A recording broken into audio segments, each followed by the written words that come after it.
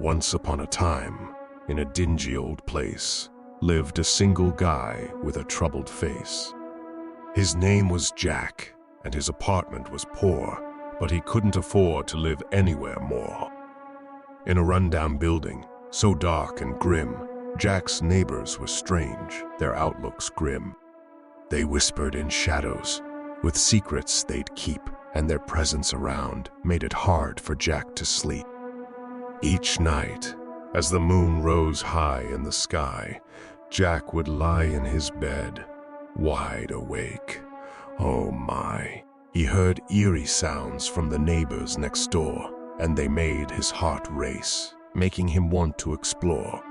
One night, curiosity consumed his mind. Jack couldn't resist. He had to find what secrets hid behind his neighbor's door.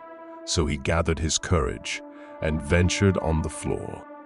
With trembling steps, he approached their place, his heart pounding loudly like a wild race.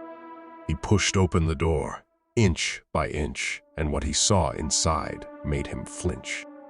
His neighbors were gathered in a twisted array, engaged in activities that made Jack sway. They chanted in unison, in a language unknown. Their eyes glowed red like fire shone. They danced in circles with sinister glee, their faces contorted, a horrifying spree. Jack couldn't comprehend the scene so bizarre. He stumbled backward, his mind marred. But alas, his presence hadn't gone unnoticed. One of the neighbors turned, his gaze focused. With a wicked grin, he approached poor Jack and whispered, "You've stumbled upon something you can't take back."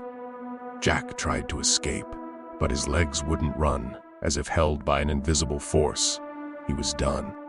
His body paralyzed. He couldn't flee. The neighbors circled him, their eyes filled with glee.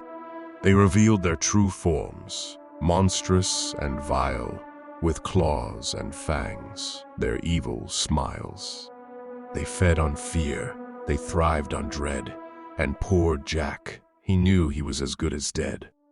Their leader, a ghoul with a menacing air, leaned closer to Jack and began to share their dark secret, their midnight activities. They were creatures of the night. Oh, what monstrosities! Jack's mind reeled with the horrors they'd done, their twisted desires, their thirst for fun. They had preyed on the innocent, causing much harm, and now poor Jack was to be their next alarm. With a final shriek, they lunged at Jack. Their claws tore through him, his body a sack. The neighbors feasted on his flesh and bone, leaving nothing behind but a shivering moan.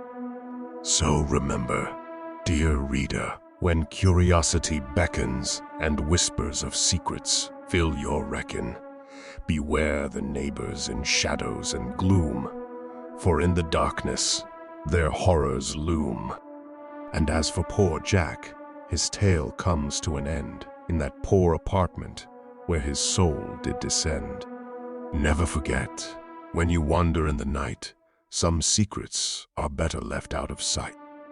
Now, dear reader, I've reached my tale's end. I hope it gave you shivers from beginning to end. So be cautious, be wary of the unknown and strange, for danger lurks, even in stories that seem deranged.